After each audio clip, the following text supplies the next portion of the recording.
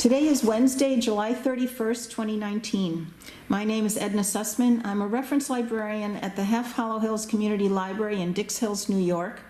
We're here at the Long Island State Veterans Home interviewing Gerald Busic, a Vietnam Navy veteran, as part of our Veterans Testimonial Project and in collaboration with the Library of Congress's Veterans History Project. Thank you so much, Jerry, for your service and for participating in our project today. I do it anytime. Thank you very much. Jerry, where and when were you born? I was born in Houston, Texas. Back when I was born, it was the fifth largest city in the United States with 800,000 people.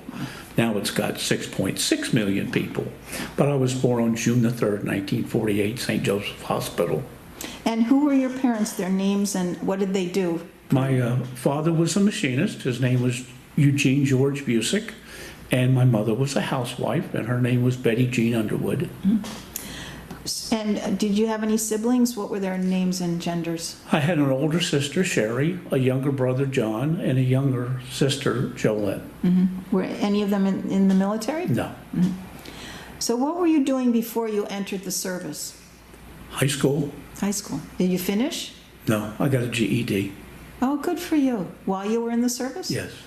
So you served in the Navy? Yes, I did. And did you enlist or were you drafted? I enlisted in the service. Why did you pick the Navy? Well, I really wanted the Coast Guard, but because I'm colorblind, they wouldn't take me. So the naval office was right next door. So I went in there and they took me. And they didn't mind the color blindness? No. Huh. So what happened when you departed for training camp and during your early days of training? Well, I went to boot camp in Chicago, Illinois. What year was that? 1965. And regular boot camp, nothing special. And then I was signed to the fleet. Okay. How long was the training? Oh, I don't even remember. Okay. And Several months. So, do you remember your instructors? What were they like? They weren't your daddy. Sure. They were a little rough. Really? But that's all right. That's part of the service. Yeah. Now, did you have to learn, what did you learn in boot camp?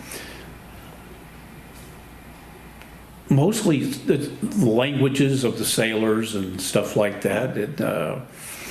It's when you get into the fleet that you really start learning things, when they start sending you to firefighting school and some petty officer leadership school. So you had specialized training after boot camp? Yes, I did. Where was that and what was it? Well, mostly it was on the ship, but like I was on several different types of ships.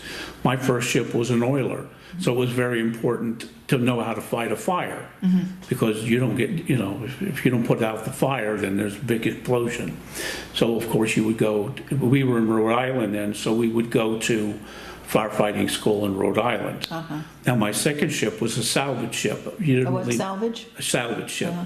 So I really didn't need to do a lot of training on that ship because I was in the engine room. But the third ship I was on was a cable layer. Again, I was in the engine room. I didn't need a lot of training. But the fourth ship I was on, again, was an ammunition ship. And again, if you fought fires, you had to know how to do that. You had to, if we were in a big storm, the bombs could break loose, so you had to learn how to shore bombs. What does that mean? Like if they're breaking loose, you need to get them back. Secure them. Secured. I see, okay. And then the last ship I was on, it was in Vietnam. So they teach you how to shoot a gun. Then, you didn't learn that in boot camp? No, you didn't. Wow. Well, how come, so does that happen all the time with Navy personnel? They move you from ship to ship? No, most of the time, if you're on a ship, you're on a ship. Yeah. But in my case, I actually asked to go to diving school. Oh, really? So I went to diving school, but I broke my eardrum. So I didn't stay on that ship. Okay. Then I went to the salvage ship, and then I had volunteered to go to Vietnam. I don't know why I got the other two ships, but eventually I got chosen to go to Vietnam. So what period of time was it from the time you enlisted to the time you left for Vietnam? 3 years. 3 years. Wow. And you were in for a total of 6? 4. 4. 4. Okay. So, so you received specialized training at each different ship? As needed. As needed, yeah. When I was on the USS Garrett County, they actually sent us to Petty Officer Leadership School in Yokosuka, Japan. Oh, you're kidding. Well, the ship had left Vietnam for an engine repair, so while we were in Guam, they sent several people to Yokosuka Training. for training. How long was that, you remember? Oh, I don't, it was a couple weeks, Oh, okay. the max. Did you use all the training that you've specialized training you've done, you used it on the ships you were on? On the ships that I was on, yes. Didn't help me when I got out, but Oh, I see. Oh, sorry. How is it adapting to military life? The food and barracks and social life, all that stuff? I adjusted pretty easily. So you really wanted to join the service? Yes, I And did. so after, well, you didn't finish high school right then? No. So that was, you were 18? I was 17. 17, that was okay? 17? As long as your parents signed you for. Oh, I see, okay. So, what are some of the memories, and at what point did you then get sent to Vietnam? What year? 1968. 68. And you wanted to go? Yes. How come? I guess we all grew up in my period. We all believed in John Wayne. He never got killed. Yeah. Oh, we can go to Vietnam. We're not going to get killed. We learned different. But yeah, that's pretty much, I guess, just for the excitement, something different. You know, when you're in the military and you're just floating around in the sea, it's like pretty much Mickey Mouse. You go to Vietnam and you find out there was a reason for being in the military. How's it being in the Navy different? Did you have to, were you on land a lot fighting, No, or you no. stayed on ship pretty much? Pretty much. I was actually, on my DD-214, it says I was at sea every day in my enlistment. Huh. Did they give you training to how to cope with the Vietnam, you know, the country, the climate, the... Well, when I got off the airplane, because I'm from the Gulf Coast to Texas, when I got off the airplane in Vietnam, I thought I was back in Texas. Hot. Hot, humid, but it was just like being at home. Oh, okay. The rains, the monsoons would rain and then be dry, much like Florida if you go there in the summertime. Really? Huh. So it was always pretty much hot. Yeah, very hot. So what were your duties when you were there for 3 years? Well, I was actually an engine. Well, when I first got in, they put me in as a boilerman. That's why I started volunteering to get everything out of being a boilerman. Why? Because you would go into because you have no rate, you would go into the service and they would put you in the dirtiest job. Oh. So you know, you'd open up the boiler, get in there, and you would be scraping the tubes and the sludge off the pipes, and you'd be black. Wow. I mean, you would be black for days. You couldn't wash it off of you. You're kidding? No. Oh my gosh. So you would just be black. So that's when I started volunteering for anything and everything just to get off that ship. And And then after that, I changed my rating to engineman, 3rd class. okay, did they give you that choice, or? No, well, I just, Is that because I was a fireman, the rating fireman, engineering, you could pretty much go anywhere. The next ship that I went on didn't have any boilers, Oh, okay. so I became an engineman. Okay, and what duties did that involve? Learning how to rebuild and keep diesel engines running. You learn quite a bit, believe it or not. They really took some. You have some petty officers. I probably had the finest petty officer for training on the USS Hoist. His name was Wiggins, and he taught me more than I had already learned in the 2 previous years. Wow. He was a phenomenal teacher. Good. So you learn from that.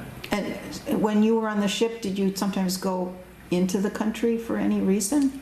Off ship? Oh, when I was in Vietnam, Yeah. we would go off the ship. To do what? What happened? Mostly it was hearts and minds. We would go over to villages and treat the little children with unbelievable bites and burns, and then we would also go to the orphanages, like in Vinh Long, and we would have care packages for them. How did Our you know loved how- ones back home would send us packages, and then we would present them to the orphanage. Oh, how nice. How did you know how to treat them? Did they give you like medical No, training? no. You were just there to help out the corpsmen. Oh, I see. Wow. I wasn't hands-on for me, but we okay. were there helping out the corpsmen, get Wow. different supplies and stuff. So this was in South Vietnam, I'm sure. Yeah, South Vietnam, yeah. Did you feel any risk or unsafe or? No, again, you're 19 and 20 years old, and you don't have a brain in your head, and you pretty much do whatever you want to. Wow. So what were other duties that you had when you were over there? Pretty much my duties. The best part about being on the USS Garrett County in Vietnam was there was ship's company, there was PBR maintenance, we had helo crews, we had two UHB-1 helicopters for the Sea Wolves on the deck of our ship, and we were also a mothership for 10 river patrol boats. Wow, must have been a huge ship.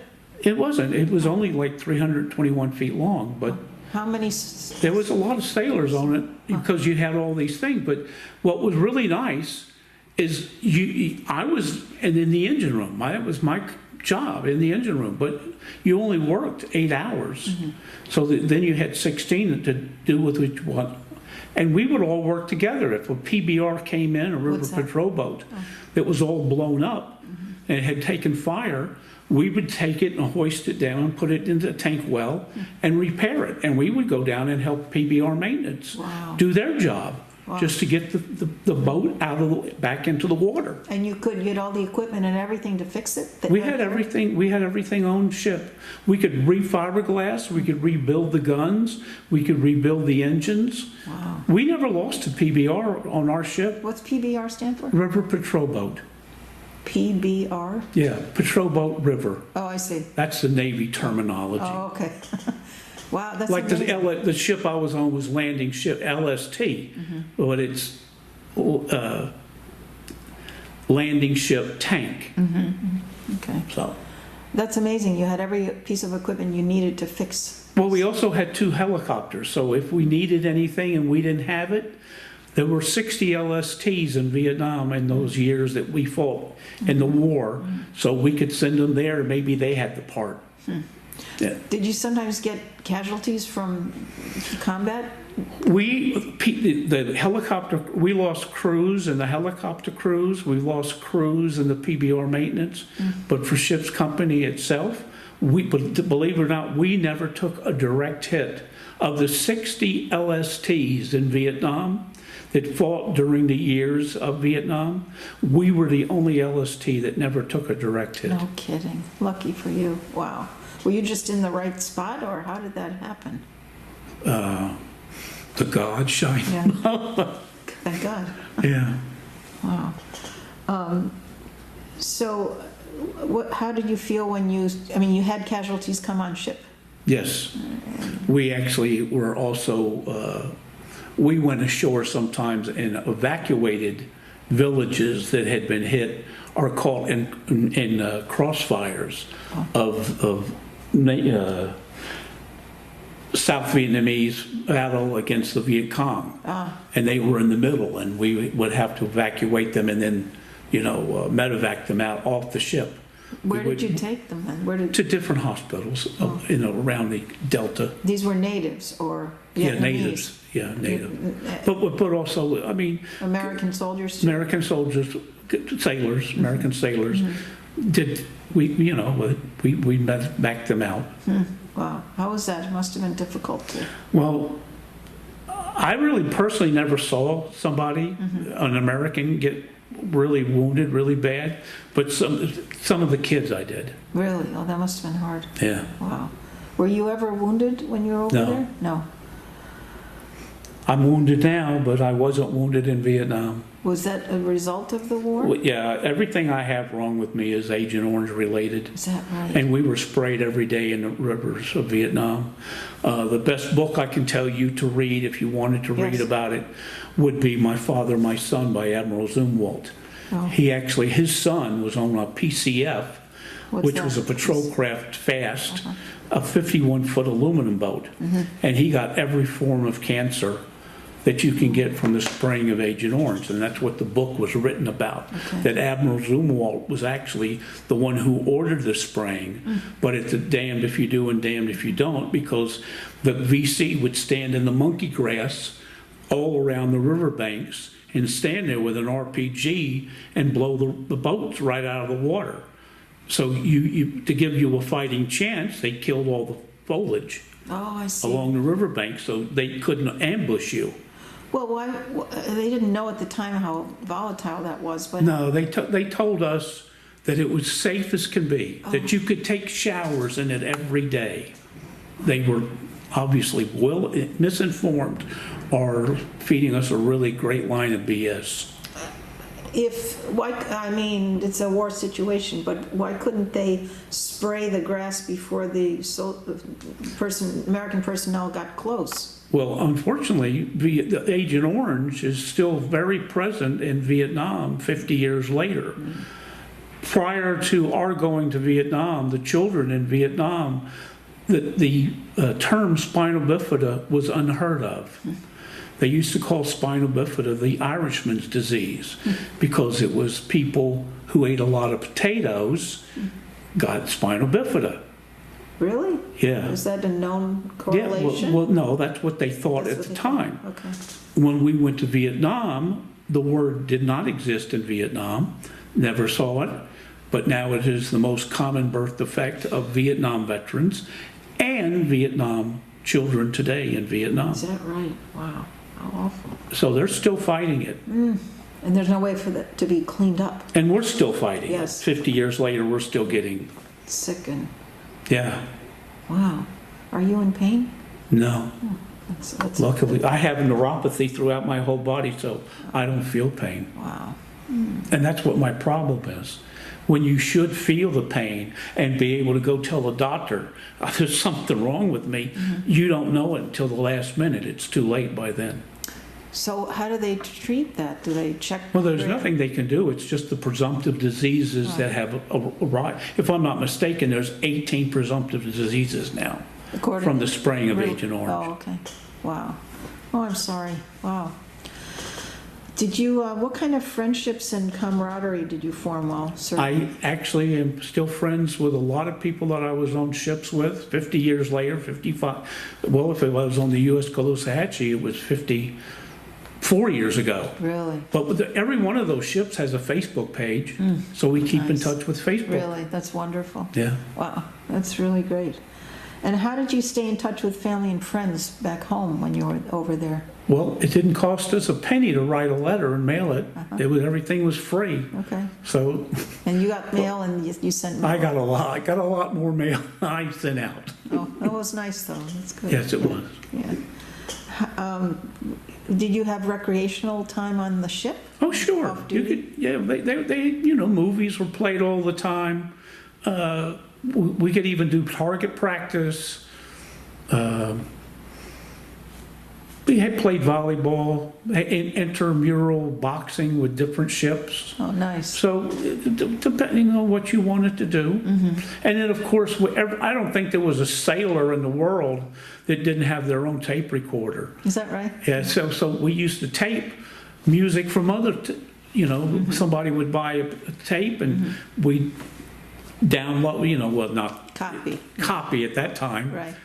Download wasn't a word then. Right. But anyway, so. These are cassette tapes? Cassettes and reel-to-reel. Oh, yeah. Okay. I remember. I still have all my reel-to-reels. And they're still in good condition, which really amazes me. The only trouble is most of the stuff that I taped was taped on a speed that doesn't even exist anymore. So you can't. So you have to play it down and then retape it down again. Oh. And then you can listen to it. Oh, can you do that? Yeah. Oh, okay. I guess the best is to have that converted onto a CD, but CDs are going by the wayside soon too, probably. Well, it's like all the photos that I took in Vietnam, I still have my slides. Yeah. But I converted all my slides to a CD. Very smart. That's great. Yeah, you scanned them and. Yeah. Very good. No, I took them to a professional, let him do it. Oh, yeah. Good. Yeah. What other experiences did you have while you were over there on the ships or on land, or did you stayed in one port? No, we floated up and down the Busic, the Cochin, the Mekong, upper and lower Mekong. Really? So we were on different rivers. We had 2 change of command ceremonies on our ship in Saigon. So we went up that river to Saigon. That's not, it wasn't, you had to go out and then come back up. You had to go out into the China Sea and then come back up to Saigon. We were farther down in the Delta. Was that safe? I mean, there was activity going on there, no? Well, like I said, the 60 LSTs that were in Vietnam, I mean, 59 of them took direct hits. We didn't. Wow. And every other craft that was, there were all kinds of ships. And most people don't even know that the Navy was even in Vietnam. Right. I'm talking in country, not floating out in the China Sea. Well, if you're on the rivers, you're in the middle of the country. Yeah, well, when you filed for your benefits, they told us when we first started filing, we weren't in Vietnam. What? Any brown water Navy had to fight for their benefits, just like the blue water Navy now is fighting for their benefits. Wow, that's sad. It took me 13 years to get my benefits. Oh no, really? Yes. The first time I submitted it, it took 3 years for them to send me back a letter telling me that I was never in Vietnam. 12 medals from Vietnam, but they told me I had no medal. I was never in Vietnam. How can that happen? Because they don't at the time, obviously they weren't training the individuals that were doing claims properly. But that was taken care of later on. They formed a list of ships that were entitled to benefits. What were some of your medals for? Well, one was combat action ribbon. We were in combat. We got the combat action twice while we were in Vietnam. What was that? Where was that? In different parts of the rivers of Vietnam. And then, of course, we had the Presidential Unit Citation, the Naval Unit Citation, the Presidential Unit Citation, of course, all your Vietnam ribbons. Wow. So how did that happen? Where were you? Well, the one that I was involved in, we were involved, there was a outpost, a South Vietnamese outpost that was involved in a very heavy firefight. And we were up the river from them, so we floated down and we got involved in the firefight. They fired, back at us, the Viet Cong. Okay. So that qualified the ship for combat. So were they shooting at the ship? Yeah, they shot at the ship. They didn't hit us, but they shot at the ship. Wow. So what happens when that starts? Do you all have to then get up on deck with your? Well, I was in the engine room, so I'm below deck. Okay. So making sure the ship is being maneuvered correctly. Oh, I see. But there were people who manned the guns on the ship. And we had 40 millimeter cannons, several of them. Really? That they had fore to be and aft. They were used? Yeah, and then we also had mortars mounted on the ship, so we would use those also. What they called H&I, harassment interdiction. Huh. So is it fairly far from the ship to the land where they? No, you could actually, like where we're at right now, where the wood line is here, that's that's as close as we were. That's pretty close. Some of the photos I'll show you later, I'll show you. Wow. Did any personnel get injured? No, believe it or not, the whole time we were in Vietnam, there was only one person on our that was assigned, what they call embarked, on our ship that was ship's company. I'm not talking helo crews or PBR crews. That was wounded, and he was not even on the ship when it happened. Oh, how did that happen? He was temporarily assigned duty, TAD, to an outpost to help them rebuild an engine or something. On the land? The compound that he was at was overrun. Oh wow! But he came back. Yeah, he was, but severely wounded though. Wow. But this happened after I left Vietnam. So when you were there 3 years? No, I was in Vietnam only 1 year. 1 year. The tour duty was 365 days, unless, of course, you re-enlisted. And during that time, you didn't come home? You couldn't come home? You just were there the whole time? After that year, did you have time left to No. serve? Oh, No, I left Vietnam, went to Brooklyn Shipyard. I left Vietnam on What year was it? May 18th, 1969. Uh-huh. Was discharged from the Brooklyn Shipyard on the 28th of May. And then I got married less than 3 weeks later. Wow. So I went from one war to the next. Well, a little different flavor. Yeah. Wow. Did you know each other before? Yes, my wife and I corresponded for 3 years. Wow. Nice. I actually met my wife in Puerto Rico. Before this, you No, had this moved when I was on the salvage ship. I met my wife in Puerto Rico. Oh, I was on a salvage job, salvaging the USS Stowart in MSO. It caught fire next to the pier in Port San Juan, and it sank. So the USS Hoist and another salvage ship went there to raise it, and while I was there on the salvage job, I met my wife, who was there on vacation. you're kidding. So then I came home, and we went back and forth from, at the time I was stationed in Norfolk, so I would go to New York to visit her back. She was from New York? Yeah, she was originally from Richmond, Virginia, but she had moved to New York. Uh-huh. And then we dated off and on through the months, and then I got assigned to the USS Mazama, and we went to the med cruise for 14 months, so it was all communicating letters. Wow. I came home for 30 days after the med cruise, and then went to Vietnam for a year. Wow. So we really never really even dated. No. Not a whole lot. No, but you corresponded with letters all the Yes. time. So then when you got home, it was 3 weeks, and then you got... Yeah, we had already planned the wedding before we okay, went, nice, nice. It must have been difficult being so... but not for me. Oh, I'm sure for her. Yes, she did everything herself. Wow. She was quite the organizer, Oh, okay, wow. and she's still trying to run my life. She's here with you in the... Yes, she is. Stayed home here. So how did you return home? Did they send you- Airplane. Airplane? And how were you received by family and friends? I had no problem with my family. Believe it or not, my biggest, you hear all the things, all the negative stories.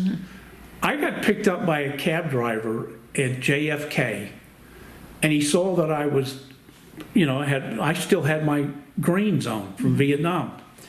And he says, "You just got back from Vietnam?" I said, "Yeah." He said, "Where do you want to go?" I said, "I want to go to Elmont." "Really? I'll take you there." Oh. So when I got out of the cab, I went, "How much owe you?" "You don't owe me a thing, son." Wow. That's So, nice. but believe it or not, though, as my wife and I got to be more and more social with different people, we would go to weddings. And it was really, when I went to weddings and the people would say, "Well, what do you do?" I said, I'm not doing anything right now. I just got back from Vietnam." "Oh, baby killer." Oh, gee, really? Yeah. You heard that? Yeah, and believe it or not, most of them were teachers. That's hard to believe. That's terrible. Wow. So that's what I remember the most. Wow. The elitist then. That's unbelievable. What did you do? How was it readjusting to civilian life for you? I had not one problem. I went right in. I took 30 days off after Vietnam because, number one, they paid you to not work. Okay. What year was that? 69? 1969. And then I went to a person who was in the Division of Manpower. And I said, "Look, I would really like to be an optician." I says, I have this diesel mechanic training, but I don't really want to be a grease monkey the rest of my life. And I was at a mall, and I saw a guy making a pair of glasses. And I got good use with my hands. I could do that job, but I need to be trained. So the guy says, "Well, Jerry, there is no optical apprenticeship program." I said, "Okay." So he says, "But, that doesn't mean that we can't start one." Oh, wow. And he actually started one. We actually worked through the optical union in New York City, and him. And I'm telling you right now, unions don't like to have the government involved in them at all. But they worked together. It was fabulous. Amazing. And after I left, I've heard thousands of people were trained under that program. Wonderful. Wow. So it worked out for me. What they do is they pay you while you're in an apprenticeship program in the optical, well, back when I was doing it, they would pay you a higher amount of money when you first started the apprenticeship program. And as you made more money to become a journeyman, then the money tapered off. Oh. So that's the way it leveled out the income. So you weren't in poverty when you were trying to learn this trade. So it turned out to be a good job. And then I was an optician for 30 years. Oh. In where is the same? All over Long Island. Nice, nice. Did you like it? But mostly TSS, Times Square stores. Wow. That doesn't exist anymore. I remember that though. Yeah. Wow. So did you enjoy that? Yeah, I enjoyed it at the time, but after a while, you make a certain salary, and either you work for a mom and pop store, or you work for a big conglomerate. And a big conglomerate says, lay off employee 369 because it's slow this week. They don't know you. They don't know your situation. Just lay you off. And then after a while, though, if you work for a mom and pop, well, you can't make more money than him. Yeah. Oh. So it gets to the point where unless you're going to open your own place, you're not going anywhere. Did you do that? No, because I didn't have the kind of wife that would do that. She never wanted to take chances. She was very conservative. Oh. So you did that and then retired from that? Well, I retired from that, and then I went and worked for social services for 15 years in the security county? division in Suffolk County. Suffolk County, nice. Wow, you worked a long time. Are you a member of any veterans organizations? Well, I am a life member of the Disabled American Veterans, but I'm a member at large. I don't belong to a post. And I am also a life member of the Game Wardens Task Force 116, which was a naval group in Vietnam. Also, Mobile Riverine Force, which was Task Force 117. wow. What did they do over there? Well, the Mobile Riverine Force was a combination 9th Infantry Navy group. They went looking for Charlie. So, Like scouting out? yeah, they went looking, and yeah. Did you ever have to do that? Well, we did work with them, yes. Wow. In certain campaigns that we would go with them.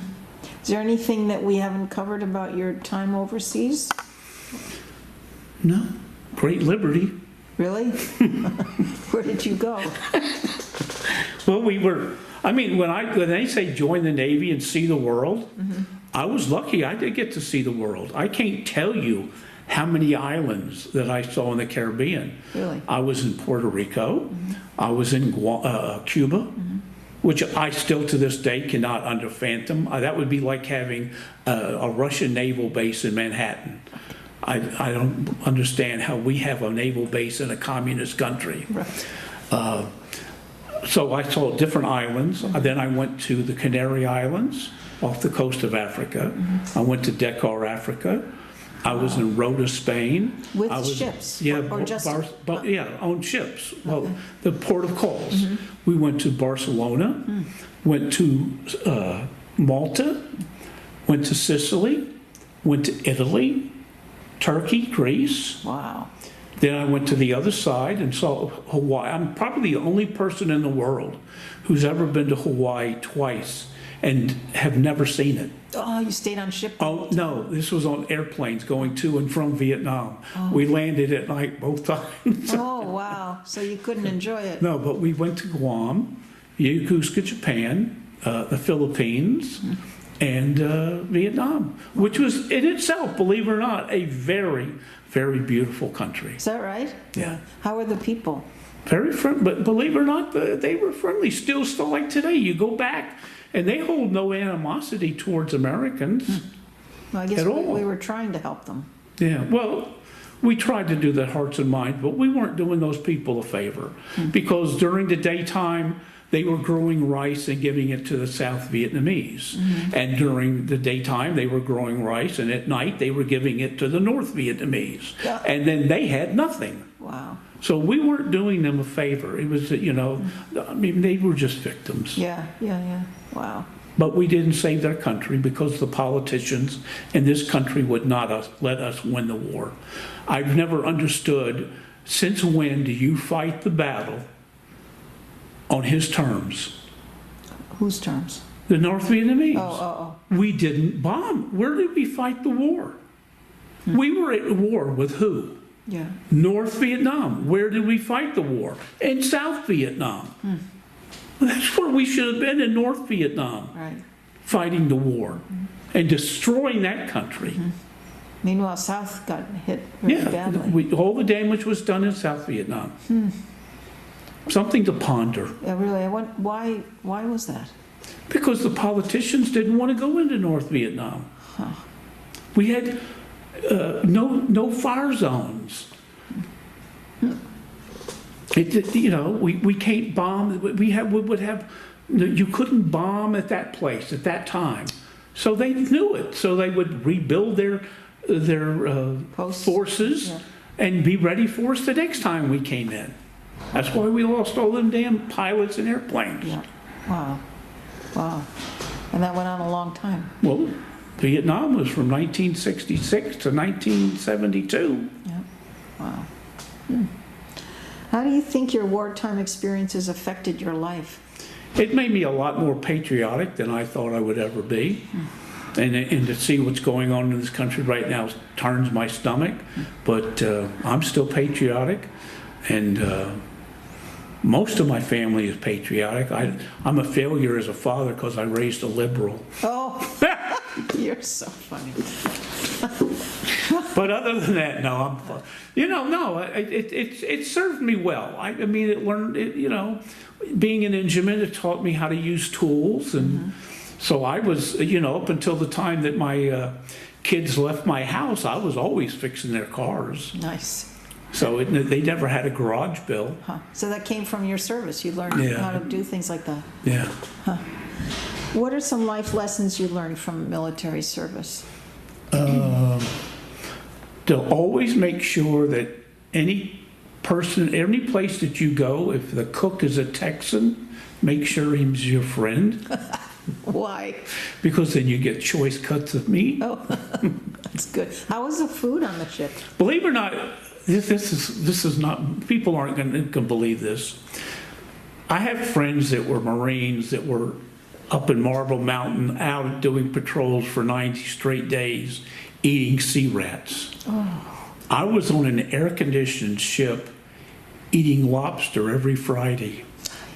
Nice. Well, you deserve it, But you feel bad. No, I don't. Okay. I was lucky. Yeah, lucky. I mean, that's what it comes down to, the luck of the draw. Yeah, there was a lot of people who died in Vietnam, and a lot of people always ask that question, why them and not me? Yeah.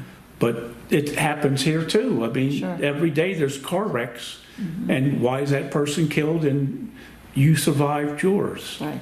So. Right. How do you think your military service impacted your feelings about war and the military in general? Well, a warrior, the worst thing you can do is have a war. There's no warmongers. There's people who have been in war that understand the effects of what it causes and why we shouldn't have one. On my mother's side of this family, my mother goes back to pre-revolutionary days here in America. And I've had people, and I do family tree. That's my hobby. I have found war soldiers in my family in every war that's ever been fought in this country. The war, the Revolutionary War, the War of 1812, the Civil War, the Indian Wars, World War I. Was your dad in the military? Your dad? No, he had a hole in his ear. Oh. He could not, but I had an uncle. My grandmother's whole family, they were first generation Americans. And every one of them, there were 7 brothers. They all fought in 7 different branches during World War II. No kidding. Wow. Did they come out alive? Yeah, well, except War I. Edward Alexa went down on a submarine off the coast of New Zealand. Wow. But all the rest of them came home. That's wonderful. That's amazing. Oh, what kind of history in your family? Yeah. Wow. Are your kids into the genealogy too? I have one grandson who really enjoys it. That's great. That's great. What message would you like to leave for future generations who might view this interview? If you see a veteran, thank him.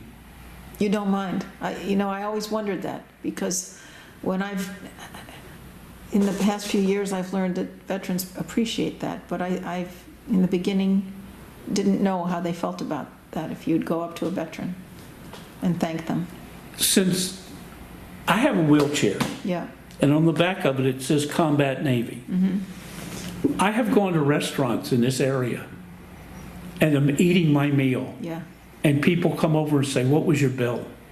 Oh, and pay for my lunch. that's so great. That's so nice. I always say, even if I learn how to walk on my prosthetic again, I'm going to get in a wheelchair and go to the mall, because everybody opens the door for you. That's nice. And you get treated better. I swear to God, you get treated better. When I go to the store, I go in with a wheelchair. Somebody, a little girl, will come over. Can I help you? Oh, great. That's Sometimes you have to look for help. Yeah, yeah. Well, we're very grateful for everything you did. No, every place you went. No, I have no problem being thanked. As a matter of fact, I've even taught. This is a nursing home. My two grandsons come here all the time. Nice. I say, if you go over and shake that man's hand, you'll probably make his day. Oh, nice. And that's what they do now. That's great. How old are they? I have one that's 18 and one 14. Very nice. Do you think they'll... your children didn't go into the service? No, right? my children didn't. My son thankfully, he had really, really bad eyes. I was really happy that he never had to serve. And do you think the grandchildren might? Well, my grandson wanted to be a SEAL in the worst way. And I just don't think that's going to happen. But Oh, he's still at trying? one time. Or... No. He's getting ready to go to college for 4 years. Okay. So, he's got a lot of thinking to do. Well, you're a good example, though. Yeah, they always say to the mother, when I lost my leg, my daughter used to try to hide it from them when they came to the hospital. And, Ma, that's Grandpa. He's got this. No. That's the way they think of me. Wow. Very strong. Yeah. Yeah. My granddaughter loves me too. I just don't get to see her very often. Yeah, she's in Seattle. Yeah. How old is she? She's 18 also. Oh, okay. My two first grandchildren were born 16 days apart. Oh, nice. But 3,000 miles apart. Yeah, that's the bad part. But if you saw them together when they were younger, you would have swore they were twins. Nice. That's nice. So is there anything we haven't discussed or covered? No, I had, there were good times and bad times when you're in the service. And if you have the right psyche, you're going to make it, just like life. Yeah, you have a great attitude, really. It's wonderful. And I thank you so much for your service, Jerry, really. Thank you for sharing everything with us. We really appreciate it. Anytime. I do it again in a minute. Thank you. Thank you very much.